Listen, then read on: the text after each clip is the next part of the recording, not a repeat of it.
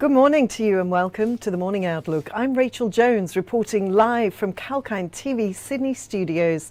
Now, Australian shares are likely to open lower this morning. That's after a dismal night on Wall Street on Friday. And this is due to a fall in big tech firms such as Meta and Alphabet.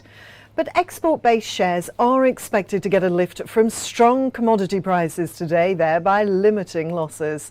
The ASX futures indicate that the benchmark ASX 200 index would start the week 12 points lower or 0.2% lower. Now, last Friday, the ASX 200 ended 2.8 points lower at 6,791. Now, looking to some business news from this morning now, and the Flight Centre Travel Group have today amended its 2022 fiscal year market guidance, following a solid rebound in travel demand globally late in the year.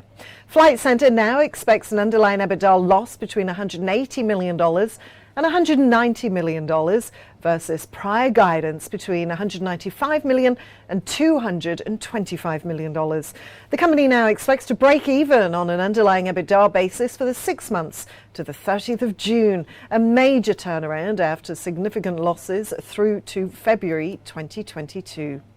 And Oz Minerals report that their second quarter was affected by ongoing COVID absenteeism, supply chain disruption and inflationary pressure, which resulted in an update in June to their group copper production and cost guidance for 2022. First half revenue was $909 million unaudited.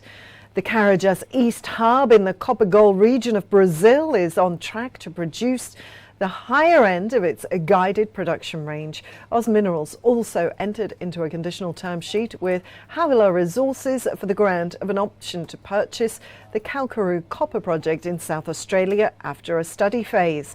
The financial position remains strong with substantial working capital liquidity and a strong foundation for investment in their brownfield expansion projects at Carrapateena and Prominent Hill. And a leader in infection prevention solutions, Nanosonics, report that in the fourth quarter financial year 2022, the company's North American team sold 91% of all new installed base units. Revenue for the year is expected to be reported at $120.3 million. That's up 17% on the prior year.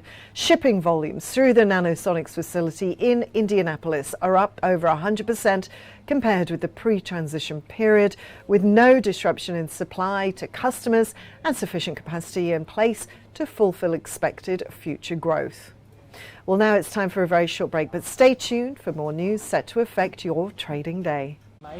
Whether it's about market movements or the currency graph, sectoral coverage or industry news, we cover it all on our news segments. be on top of the latest news With Kalkine TV.